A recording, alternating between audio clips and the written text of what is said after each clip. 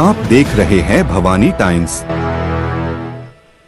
Gondia district cooperative bank आणि Bhandara district cooperative bank यांच्या निवडणुकांची प्रक्रिया सुरू झाली आहे। या निवडणुकांमध्ये भाजप आणि राष्ट्रवादी काँग्रेस पार्टीची युतीची सरकार आहे।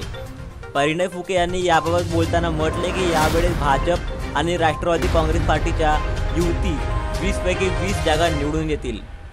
फुके यांनी यावर जोर देत सांगितले की सहकार क्षेत्रात या निवडणुकाचा महत्त्वाचा प्रभाव असेल आणि आमच्या पक्षाच्या पॅनलला संपूर्ण विजय मिळेल। याच संदर्भात प्रफुल्ल पटेल यांनी आपले मते व्यक्त केली। त्यांनी म्हटले की मध्यवर्ती गोंदियाची निवडणूक सुरू आहे आणि भाजप व राष्ट्रवादी काँग्रेस पार्टीची युती आहे। 100% दोन्ही पक्षाच्या पॅनलचा विजय होणार आहे।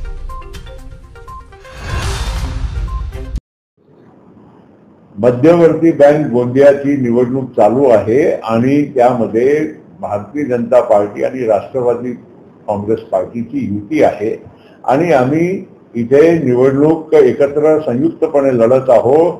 100% आमच्या दोन्ही पक्षाचा जे पॅनल आहे त्याचा विजय होणार आहे। निश्चितच गोंदिया डिस्ट्रिक्ट कोऑपरेटिव्ह बँक असणार किंवा भंडारा डिस्ट्रिक्ट कोऑपरेटिव्ह सगळेच आता सगळ्या निवडणुकीचा आता सहकार क्षेत्रामधल्या सगळ्याच निवडणुका आता सुरू झालेल्या दूध संघ असणार, मच्छीमार संघ असणार आणि निश्चित आम्ही यावेळेस भारतीय जनता पार्टी आणि राष्ट्रवादी काँग्रेस पक्ष युतीमध्ये आम्ही ही निवडणूक लढतोय आणि यावेळेस तयारी चांगली आहे।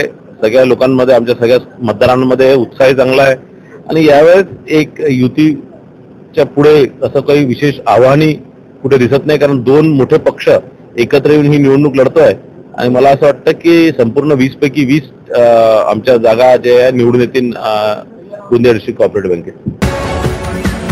आप देख रहे हैं भवानी टाइम्स।